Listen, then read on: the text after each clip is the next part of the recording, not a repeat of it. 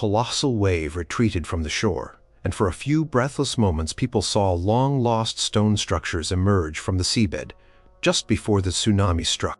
Imagine a riverbed cracking under extreme heat, the water gone, and suddenly a massive palace, thousands of years old, reappears as if by magic. Picture fierce Atlantic gales tearing away sand dunes to show a perfectly preserved village, untouched for 5,000 years. Its stone huts still furnished. Think of an entire city, once a bustling pirate haven swallowed by an earthquake, now lying at the bottom of the sea, its secrets occasionally stirred up by powerful hurricanes. These aren't movie scenes. These are real moments when nature's fury ripped back the veil of time. Number 9. Port Royal, Jamaica, the pirate city, gulped by the earth, now teased by storms. Imagine a city in the late 1600s, a place so wild and wealthy, it was called both the richest and wickedest spot on earth. This was Port Royal, Jamaica. It was a vital English port, a hub for trade ships laden with goods, and yes, a favorite hangout for pirates and buccaneers who brought in treasure from their raids across the Spanish Main. Picture streets crowded with sailors, merchants, and adventurers, its taverns overflowing, and its warehouses packed with sugar slaves and looted gold. Brick houses, some several stories high, stood alongside bustling markets. The city was built on a long spit of sand, almost like a finger pointing out into what is now Kingston Harbor, protected by 4 forts. Life was fast. Fortunes were made and lost quickly, and the city had a reputation that spread far and wide. Then came June 7th, 1692. On what began as a typical warm Caribbean morning, the ground beneath Port Royal began to tremble. A massive earthquake, estimated to be a magnitude 7.5, struck the city. The sandy ground on which much of Port Royal was built behaved like quicksand, a process called liquefaction. Buildings tilted, cracked, and then simply sank into the earth or slid into the sea. In a matter of minutes, about 2/3 of the bustling city vanished beneath the waves of the harbor. A powerful tsunami, triggered by the earthquake and underwater landslides, washed over what little remained, dragging more structures and people out to sea. Thousands died, and the legendary city was lost in an instant, swallowed by the earth and water. For centuries, the sunken part of Port Royal lay mostly undisturbed on the seabed, a ghostly underwater landscape of fallen buildings and scattered belongings. But the Caribbean Sea is not always a peaceful guardian of secrets. Over the years, powerful hurricanes have swept through the region, their immense waves and strong currents churning the waters of the harbor. Storms like Hurricane Charlie in 1951, Hurricane Allen in 1980, Hurricane Gilbert in 1988, and Hurricane Ivan in 2004 have had a significant impact on the underwater site. These natural events shift the layers of silt and sand that cover the ruins, sometimes burying parts deeper, but other times exposing new areas or dislodging artifacts that were previously hidden. It's as if the sea itself is periodically sifting through the wreckage, offering fresh glimpses into the past. Archaeologists began to explore the underwater city systematically in the 20th century, and what they found was astonishing. Because the city sank so quickly and was covered in sediment, many things were preserved in remarkable condition, especially organic materials that would normally rot away. They found entire collapsed buildings, their bricks still forming discernible walls. Streets could still be traced. Inside these structures and scattered across the seabed were thousands upon thousands of everyday objects. Imagine pewter plates still stacked as if ready for a meal, brass candlesticks, ceramic pots from England and Germany, glass wine bottles, and clay pipes. They even found a pocket watch, its hands stopped at 11:43 a.m., believed to be the exact time the earthquake struck. Human remains have also been found, silent witnesses to the catastrophe. These findings offer an unparalleled frozen moment of 17th century life. Unlike sites that were abandoned gradually, Port Royal was like a time capsule, sealed by disaster. The sheer variety and quantity of artifacts tell detailed stories about the city's inhabitants, their trade connections, what they ate, how they lived, and the goods they valued. Presence of items from around the world confirmed Port Royal's status as a major commercial center. Preserved food items, like fruit and meat, give insights into their diet. The ruins themselves show building techniques of the period. Port Royal remains one of the most important underwater archaeological sites in the world. Research is ongoing, with divers and scientists continuing to study the sunken city, constantly aware that the next big storm could once again change the underwater landscape, revealing yet more secrets from the day the Earth swallowed a city. Number 8. Spain's Roman Fish Factory. Storm scoured sands reveal ancient seaside industry. Along the sunny coast of Andalusia in southern Spain, near Canos de Mecca, and not far from Cape Trafalgar, lie beautiful sandy beaches popular with tourists. For a long time, people knew that ancient Romans had lived in this area. Small clues like bits of pottery or old stones would sometimes turn up. The Romans had a vast empire, and Spain, which they called Hispania, was one of their most important provinces, valued for its resources like silver, wine, olive oil, and, crucially for this story, its access to the sea. The waters off this coast were rich in fish, especially tuna, which was a staple food and a valuable trade good in the Roman world. They were experts at preserving fish, often by salting and drying it, or by making a pungent, popular fermented fish sauce called garum. These coastal areas were ideal for such industries. The Romans built facilities called saeteriae, which were essentially fish salting factories. These would typically include large stone vats or basins for cleaning and salting the fish areas, for processing, and perhaps buildings for storage or for housing workers. While the general presence of Romans was known, the full extent and exact locations of some of these industrial sites remained hidden, buried under centuries of shifting sands and coastal dunes, their stones waiting patiently beneath the surface. Then in January 2020, a powerful storm named Gloria battered the Spanish coast. Storm Gloria brought fierce winds, heavy rain, and enormous waves that pounded the shoreline. This kind of extreme weather event causes significant coastal erosion, washing away vast quantities of sand and altering the shape of beaches and dunes. As the storm subsided and the waters receded, something remarkable was revealed on the Playa de la Fontanilla in Canos de Mecca. The churning sea had stripped away layers of sand, uncovering the substantial stone remains of a large Roman complex. What emerged were well-preserved walls and, most notably, several of the large rectangular vats used for salting fish or making garum. The scale of the uncovered structures suggested this was a significant industrial operation. Further, coastal erosion and subsequent archaeological investigations in 2021, spurred by the initial discovery after Storm Gloria, revealed even more of the complex.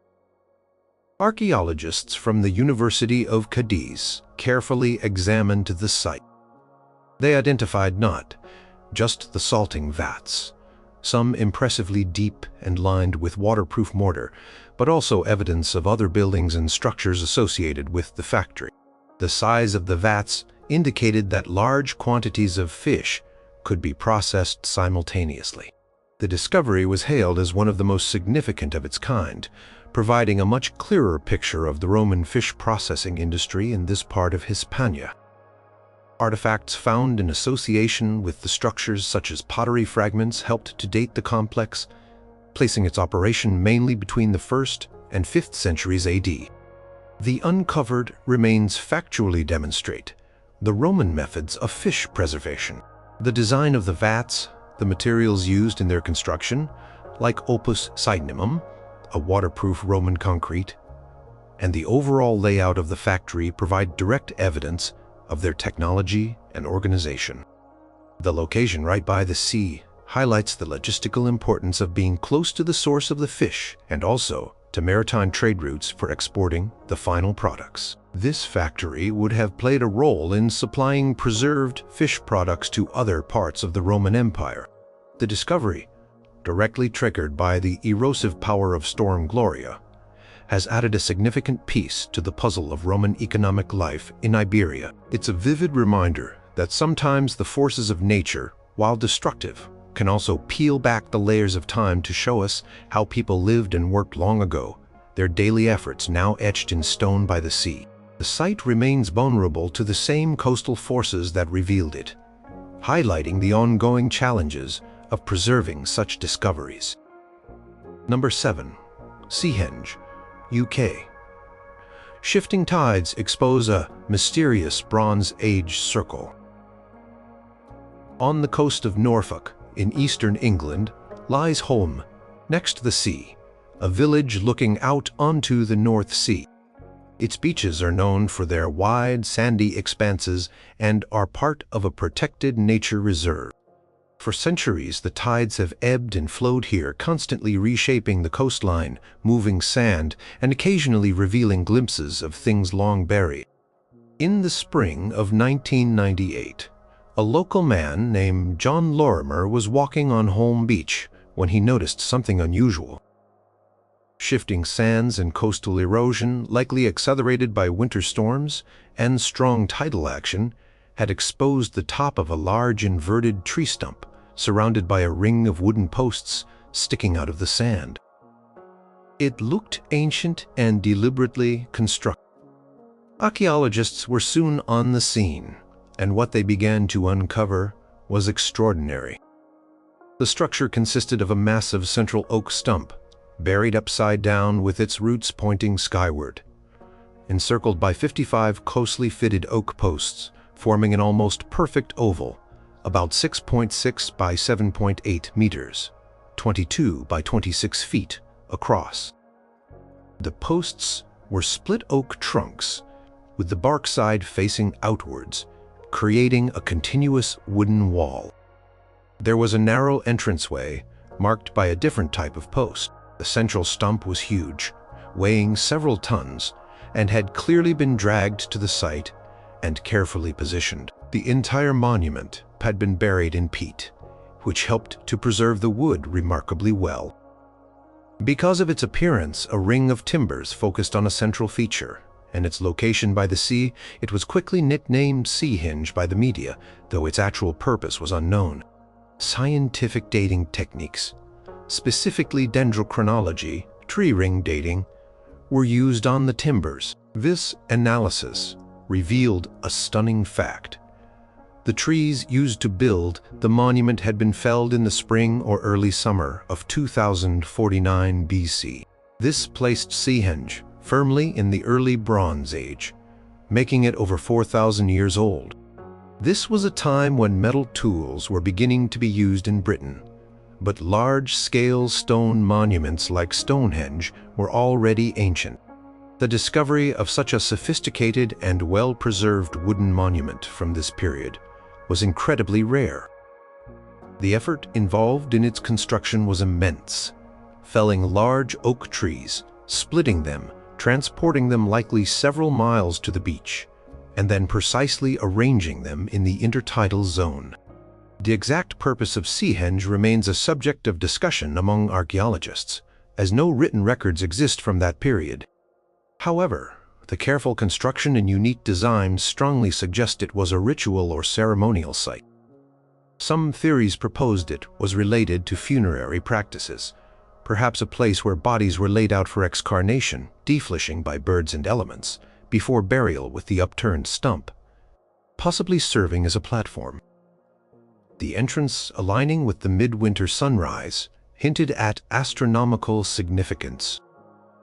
Timbers themselves showed marks from bronze axes, providing direct evidence of the tools used.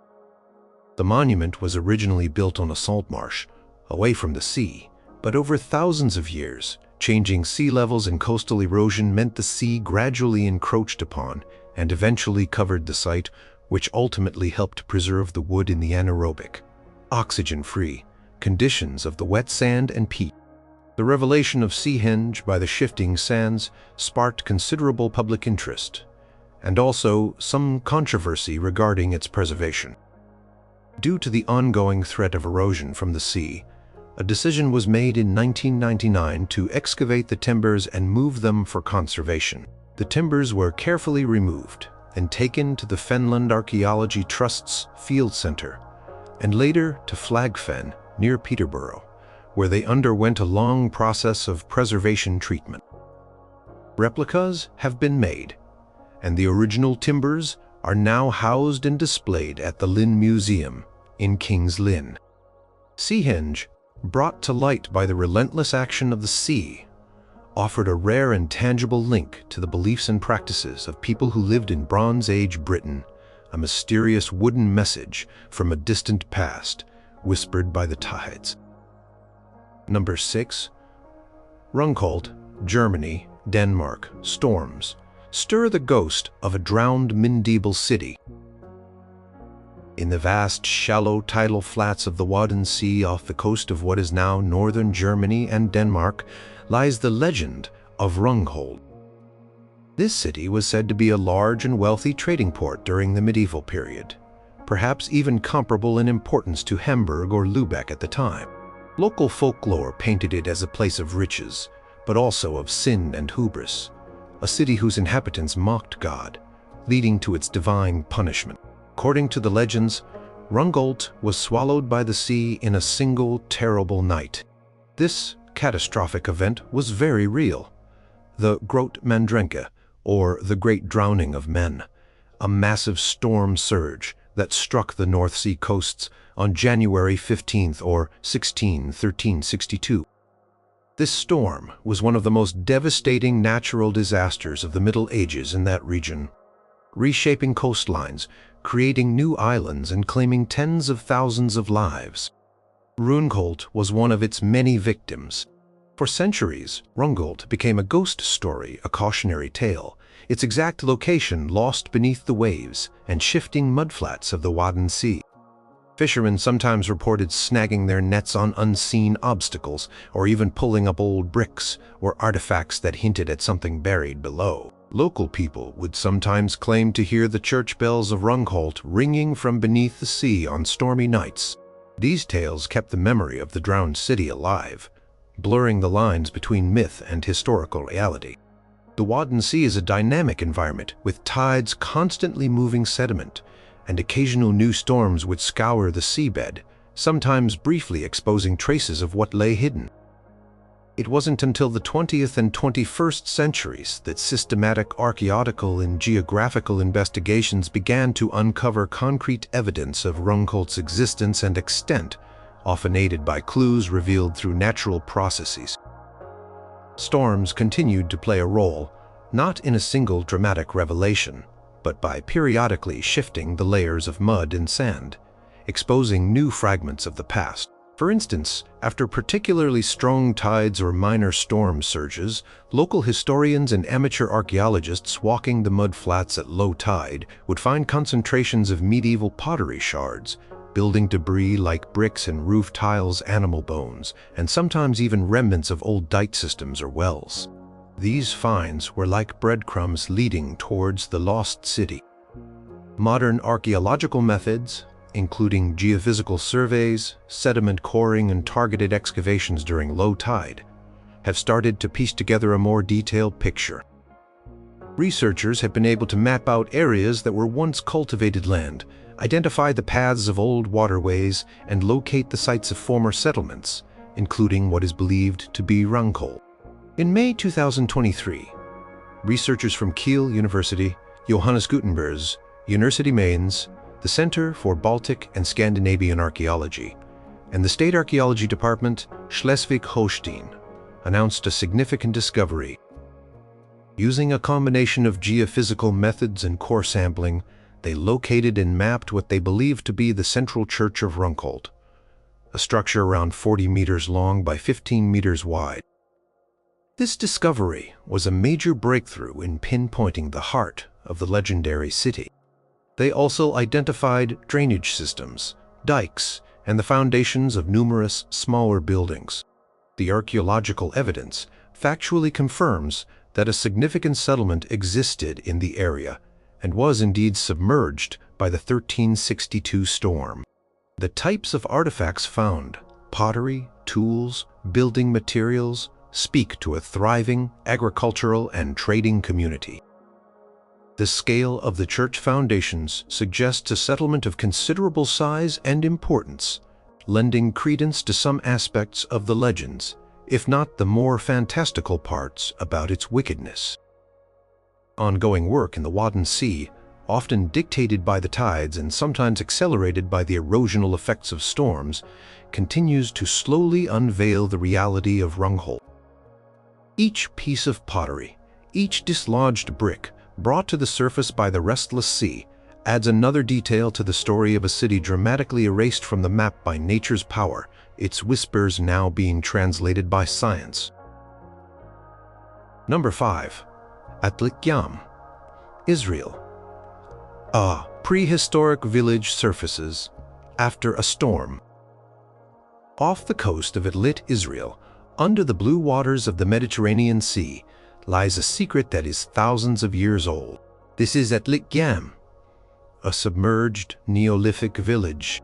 The Neolithic period, or New Stone Age, was a Gaia time in human history when people began to settle in villages, cultivate crops, and domesticate animals. Finding well-preserved settlements from this era is rare, and finding one underwater, largely untouched, is even rarer. Atlit Yam is one such extraordinary site, offering an incredible window into life around 9,000 years ago. For millennia, this ancient village lay hidden beneath the waves and sand, its existence unknown. The story of its discovery begins with marine archaeologist Dr. Ehud Galili. In 1984, Dr. Galili was diving and surveying the seabed off the coast of Atlit. A recent strong storm had swept through the area, churning up the sea and shifting large amounts of sand on the seabed. This natural disturbance proved to be a key event. As the sand settled or was moved away, features that had been buried for thousands of years were temporarily exposed. Dr. Galili noticed rectilinear stone walls, foundations of ancient buildings, and scattered artifacts that clearly did not belong to any recent shipwreck or modern debris. He realized he had stumbled upon something very old and very significant. Further investigation and systematic underwater excavations over the following years, led by Dr. Galili and teams from the Israel Antiquities Authority and Haifa University, revealed the astonishing extent and preservation of Atlit Yam. The village covers an area of about 40,000 square meters, around 10 acres, and lies about 8 to 12 meters, 26 to 39 feet, below the current sea level. They found was a snapshot of a coastal community from the pre-pottery, Neolithic Cetriad. There were stone-built houses with paved floors and courtyards, fireplaces still containing charcoal, and long, well-constructed water wells, some of the oldest ever found. One of the most striking discoveries was a megalithic stone circle consisting of 7 large stones, some weighing up to 600 kilograms, arranged around what appears to have been a freshwater spring, suggesting a ritual or ceremonial purpose. Preservation at Atlit Yam is remarkable. Organic materials, which usually decay quickly, were found intact due to the anaerobic, oxygen-poor, conditions under the sand and clay. This included animal bones, plant remains like seeds of wheat, barley, and lentils, indicating agriculture, and even human skeletons. 65 human skeletons were discovered, some in formal graves, providing invaluable information about the people's health, diet, and burial customs. One particularly poignant find was the skeletons of a woman and child who showed signs of having suffered from tuberculosis, the earliest known cases of the disease. Artifacts made of stone, bone and flint were abundant, including arrowheads, axe heads, sickle blades for harvesting grain, and fishing equipment like net sinkers and fish hooks, showing their reliance on both land and sea resources. The discoveries at Atlet Yam factually paint a vivid picture of life in a very early coastal farming and fishing village. The stone wells shows sophisticated water management. The variety of tools indicates diverse activities. Presence of domesticated animal bones alongside wild animal bones suggests a mixed economy. Plant remains confirm early agriculture. The megalithic circle hints at a spiritual or communal life. The village was likely abandoned due to rising sea levels caused by the melting of glaciers at the end of the last ice age, a gradual, natural disaster that eventually submerged. The storm that initially exposed parts of it to Dr. Galili was the catalyst for its modern rediscovery. Atlet Yam remains one of the oldest and largest submerged prehistoric settlements ever found, a crucial site for understanding how our ancestors transitioned to settled life by the sea, its secrets briefly unveiled by the power of a storm. Number 4. Kemuna, Zakiku, Iraq. Drought shrinks a river to reveal a Bronze Age palace and city. In northern Iraq, the Tigris River flows through lands that were once the heart of ancient Mesopotamia, one of the cradles of civilization. Here empires rose and fell, leaving behind tells, or mounds, that hide the remains of ancient cities. The Mosul Dam, built on the Tigris, created a large reservoir that submerged many such potential archaeological sites when it was filled in the mid-1980s. One of these hidden places was an ancient city that is now thought to be Zakiku, believed to have been an important center in the Mitanni Empire, a powerful kingdom that flourished in northern Syria and Mesopotamia between about 1550 and 1350 BC. For decades, whatever remained of Zakiku lay beneath the waters of the reservoir. Then, in 2018, a severe drought hit the region. As water levels in the Mosul Dam reservoir dropped dramatically due to lack of rain and increased drawing of water for irrigation, something unexpected began to emerge from the receding waters along the eastern bank. The outlines of large, mud brick walls started to appear. Archaeologists were quickly alerted. A team of German and Kurdish archaeologists, including Dr. Ivana Puljiz from the University of Tübingen and Dr. Hassan Ahmed Qasim from the Kurdistan Archaeology Organization, rushed to investigate. What they found was astonishing. The remains of a substantial Bronze Age palace, its walls preserved up to 7 meters high in some places. This palace was attributed to the Mitanni Empire period. They named the site Kemune, after the nearest village. The palace was a significant discovery in itself. The archaeologists were able to identify several rooms, and remarkably, some of the mud brick walls still had traces of brightly colored wall paintings. Reds and blues were visible, suggesting a once richly decorated interior. More excitingly, they found 10 cuneiform clay tablets inside the palace. Cuneiform is one of the earliest systems of writing, using wedge-shaped marks on clay. These tablets, once deciphered, could provide invaluable information about the Mitanni Empire, which is still relatively poorly understood compared to other ancient Near Eastern powers because few of its capital cities have been definitively located and excavated. The team worked quickly to document and excavate as much as possible before the water levels rose again and submerged the site. The story didn't end there.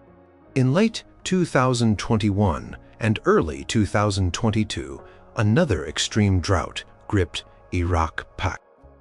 The water levels in the Mosul Dam reservoir fell even further, critically low. To prevent crops from failing, large amounts of water were drawn from the reservoir. This new, more severe drought re-exposed the Kemune Palace and, excitingly, much more of the ancient city that surrounded it. The same team of German and Kurdish archaeologists seized the opportunity for an emergency rescue excavation in January and February 2022, racing against time before the waters would inevitably return. This time, they were able to map out a larger urban complex. They identified several other large buildings, including a massive fortification with walls and towers, a multi-story storage building, and an industrial complex. The city appeared to be quite extensive. Hundreds of artifacts were recovered. Perhaps most significantly, inside some sealed ceramic vessels, they found over 100 more cuneiform tablets from the Middle Assyrian period, dating to shortly after the Mitanni Empire had collapsed and the Assyrians had taken control of the region. These tablets were unfired and remarkably well preserved, despite being underwater for so long.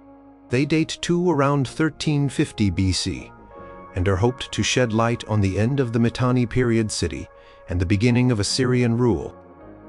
The archaeologists also noted that the city was destroyed by an earthquake around 1350 BC, during which the upper parts of the walls collapsed and buried the buildings. This catastrophic event might have helped preserve the lower portions and the tablets.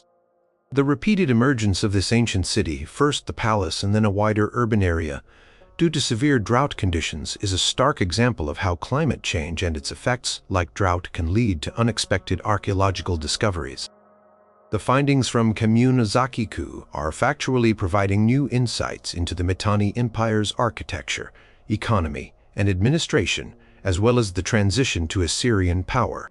Clay tablets are particularly crucial. The emergency excavations, carried out under pressure, have saved vital historical information that might otherwise have been lost forever. Once the excavations were complete, the site was covered with tight-fitting plastic sheeting and gravel fill to protect it from further erosion when the waters returned, as they did shortly after the 2022 work concluded. This city, twice revealed by drought, has offered a precious, if fleeting, look into a little-known chapter of ancient history. Number 3. The Dolmen of Guadalperal, Spain, Spanish Stonehenge, rises from a man-made lake in a drought. In the Extremadura region of western Spain, near the town of Periodically de la Mata, lies the Valdecañas Reservoir, a large artificial lake created in 1963 when a dam was built on the Tagus River. This project, aimed at providing water and hydroelectric power, submerged a significant area of land, including, as it turned out, an ancient megalithic monument known as the Dolmen of Guadalperal. A dolmen is a type of single-chamber megalithic tomb, usually consisting of 2 or more large, upright stones supporting a large, flat, horizontal capstone or table. The Dolmen of Guadalperal was more complex. A circle of standing stones. It was partially studied and documented by the German archaeologist Hugo Overmyer in the 1920s before it was inundated. For over half a century it lay hidden beneath the waters of the reservoir, its existence known to locals and historians, but largely inaccessible. Occasionally, during periods of lower water levels, the very tops of some of its tallest stones would peek above the surface, hinting at the treasure below. But it wasn't until the severe droughts that hit Spain in recent years, particularly in the summer of 2019, that the Dolmen of Guadalperal emerged in its entirety, looking like a ghostly structure rising from the cracked mud of the shrunken reservoir. The dramatic drop in water levels, a direct consequence of prolonged dry weather and high temperatures, fully exposed the ancient stone circle, allowing for renewed interest and detailed study. Due to its appearance as a ring of stones, it quickly gained the nickname Spanish Stonehenge in the media, although it is much smaller and of a different construction and likely purpose than the famous British monument. The exposed monument consists of around 100 to 150 granite standing stones, or orthostats, some of which are quite tall, arranged in a circular or oval enclosure. Some of the stones are engraved with carvings, including wavy lines perhaps representing snakes or rivers, and other abstract symbols. Originally, it's thought that these standing stones formed the walls of a chamber that would have been covered by a mound of earth and smaller stones. a common feature of such megalithic burial sites. A long corridor or passage, also lined with stones, likely led to this central chamber. The entire structure is estimated to date back to between 4,000 and 5,000 years ago, placing it in the Neolithic period or early Bronze Age. Hugo Overmeyer's earlier research suggested it might have served as a collective burial site, a temple, or perhaps even a trading post due to its location near a natural river crossing.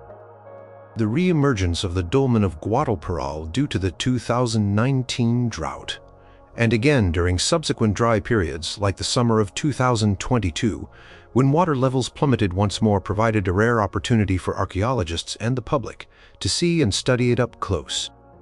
Modern archaeological techniques, including photogrammetry, creating 3D models from photographs, could be used to document the stones and their engravings in detail.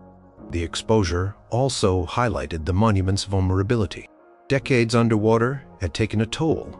The granite had become porous, and some stones were eroded or had fallen. The cycle of being submerged and then exposed to air and sun can accelerate deterioration.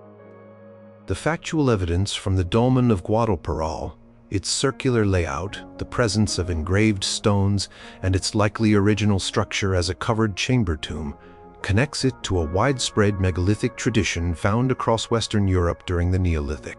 These monuments represent significant communal effort and likely held deep social and religious importance for the people who built them.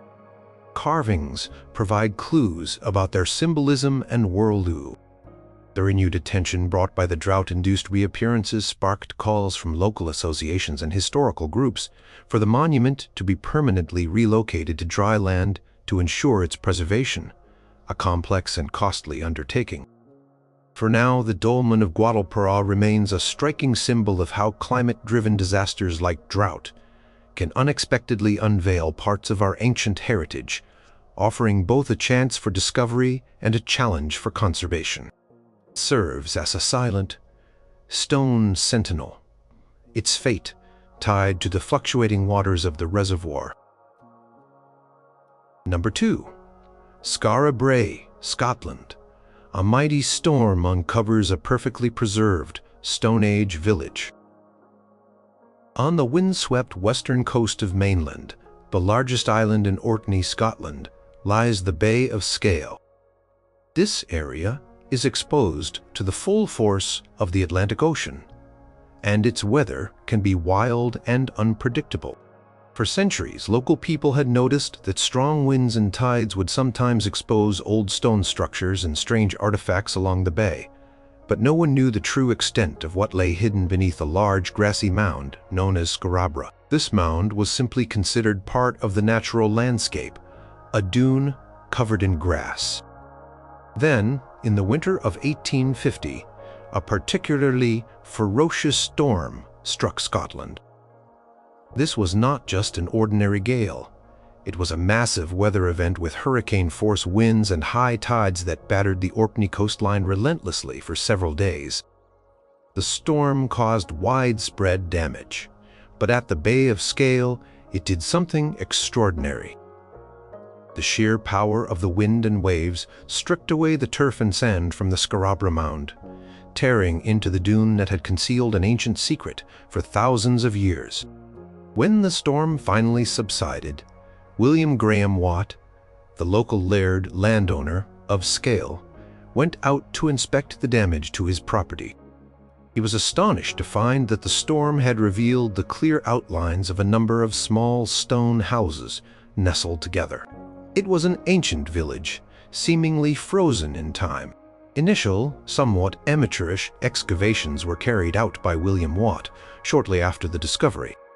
He and his workers uncovered 4 of the houses, along with a variety of stone tools, pottery, and bone artifacts. The houses were remarkably well preserved, built mostly from slabs of local flagstone. They had stone dressers, shelving units, stone bed enclosures, and central hearths. However, after this initial burst of activity, the site was largely left alone for many decades, with some further finds being made sporadically.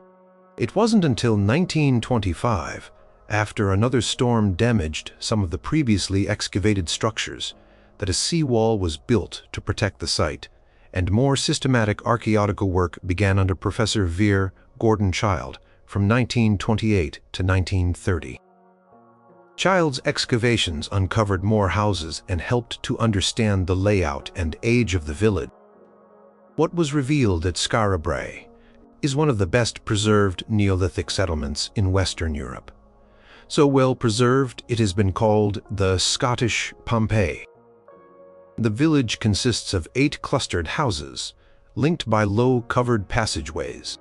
These houses were sunk into the ground partly for stability against the harsh climate and partly for insulation. They were not primitive huts, but sophisticated dwellings. Each house had a similar layout: a large, square room with a central stone hearth for heating and cooking. Built into the stone walls were beds, enclosed by stone slabs, and a distinctive stone dresser, its shells perhaps used for displaying prized possessions. There were also small stone tanks set into the floor, possibly for holding water or perhaps even live seafood, like limpets. The village also had a drainage system. Because the inhabitants used stone for almost everything, tools, furniture, building, and because the village was quickly covered by sand after its abandonment, the level of preservation is exceptional. Skara Brae was inhabited for around 600 years, from about 3180 BC to 2500 BC, during the Neolithic period predating both Stonehenge and the Egyptian pyramids. The artifacts found provide a rich picture of daily life. These include finely made grooved-ware pottery tools and beads made from animal bone and walrus ivory, stone axes, flint knives, and mysterious carved stone balls, whose purpose is still debated. The inhabitants were farmers, growing crops like barley and raising cattle, sheep, and pigs. They also hunted red deer and fished and gathered shellfish from the nearby sea. The reason for Skara Brae's abandonment around 2500 BC is not entirely clear, but it may have been due to a combination of factors, including the encroachment of sand and possibly changes in the climate, making life there more difficult. The Great Storm of 1850 was the dramatic event that brought this incredibly preserved window into Stone Age life back into the light, allowing us to walk through the very homes and alleyways of people who lived over 5,000 years ago. Today, Skara Brae is a UNESCO World Heritage Site, a testament to the ingenuity of its ancient inhabitants and the power of nature to both conceal and reveal. Number 1. Mahabalipuram, India. A tsunami's fury reveals clues to legendary lost temples. Mahabalipuram, also known as Mamallapuram, is a historic town on the Coromandel coast of Tamil Nadu in southern India, famous for its stunning rock-cut temples, monolithic raths, chariot-shaped temples, and shore temple, all dating back mainly to the Pallava dynasty of the 7th and 8th centuries AD. For centuries, local legends and folklore spoke of an even grander city, a place of 7 pagodas, of which the existing shore temple was said to be the sole survivor, with 6 other magnificent temples having been swallowed by the sea. These tales were passed down through generations, but concrete evidence for these submerged structures remained elusive, fueling debate about whether they were myth or reality. European travelers from centuries ago also mentioned seeing multiple towers from the sea. Then came December 26, 2004. A massive undersea earthquake off the coast of Sumatra, Indonesia, triggered a devastating tsunami that swept across the Indian Ocean, causing immense destruction and loss of life in many countries, including India. Coast of Tamil Nadu was hit hard. As the tsunami waves approached Mahabalipuram, eyewitnesses reported an unusual phenomenon. The sea receded dramatically, pulling back hundreds of meters from the coastline, much further than any normal low tide. In those terrifying fleeting moments before the giant waves returned to crash ashore, some people standing on the beach saw dark, elongated rows of rocks and what appeared to be the outlines of man-made structures emerging from the seabed, structures they had never seen before. This temporary, dramatic exposure lasted only for a few minutes before the full force of the tsunami struck. While the tsunami brought tragedy, it also had an unexpected archaeological consequence. Powerful waves churned up the seabed and scoured away centuries of accumulated sand deposits near the existing shore temple and along the coastline. In the immediate aftermath, as people began to assess the damage, they noticed new things. The tsunami had uncovered previously hidden stone structures, carvings, and inscriptions that had been buried under the sand. For instance, near the shore temple, a large, intricately carved stone lion, which had been known but mostly covered, was more fully exposed. More significantly, the swirling waters had shifted sand to reveal new foundations, fallen walls, and scattered dressed stones that hinted at a larger complex than was previously visible. This prompted renewed interest and intensive archaeological investigations by the Archaeological Survey of India, ASI, and other researchers, both on land along the newly eroded coastline and underwater. The ASI teams found evidence of stone, masonry, walls, and various artifacts in areas that had been scoured by the tsunami. Underwater explorations in the months and years that followed, aided by the fact that the tsunami had shifted sediments, began to yield more compelling evidence. Divers found submerged rock-cut structures, remnants of walls, and scattered stone blocks in the waters up to a kilometer offshore from the shore temple, at depths of around 5 to 8 meters. These findings included what appeared to be the foundations of buildings and possible temple remains, lending significant credence to the old legends of the 7 pagodas. The discoveries factually indicated that the ancient port city of Mahabalipuram was indeed more extensive than what is visible on land today. Uncovered structures and artifacts both on land and underwater appear to be consistent in style and age with the Pallava-era monuments. For example, inscriptions found after the tsunami helped to further date some of the structures and provide information about the patrons who commissioned them. While a complete, intact submerged city of 6 temples has not been found, the evidence strongly suggests that significant portions of the ancient settlement were lost to the sea over time, possibly due to a combination of coastal erosion, earlier tsunamis, or land subsidence. The 2004 tsunami, a devastating natural disaster, acted as an unintentional archaeologist, peeling back layers of sand and sea to offer tantalizing glimpses of Mahabalipuram's submerged praise. The search for more of Mahabalipuram's lost heritage continues, spurred by the revelations brought forth by the ocean's fury.